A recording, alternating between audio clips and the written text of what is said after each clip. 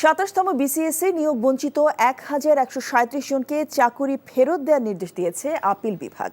প্রধান বিচারপতি ডক্টর সৈয়দ রেফাত আহমেদের নেতৃত্বাধীন ৫ সদস্যের আপিল বেঞ্চ এই রায় দেন। ১৭ বছর আগে তারা বিসিএসে সুপারিশপ্রাপ্ত হয়েছিলেন। আপিল বিভাগের রায়ের ফলে নিয়োগ বঞ্চিতদের ৯০ দিনের মধ্যে নিয়োগ দিতে হবে।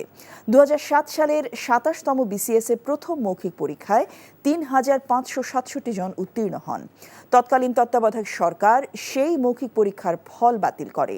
এর পরিপ্রেক্ষিতে সরকারি কর্ম কমিশন ওই বছরই দ্বিতীয় মৌখিক পরীক্ষা নেয়। ২০০৮ সালে দ্বিতীয় মৌখিক পরীক্ষায় ৩,২২৯ জন উত্তীর্ণ হন।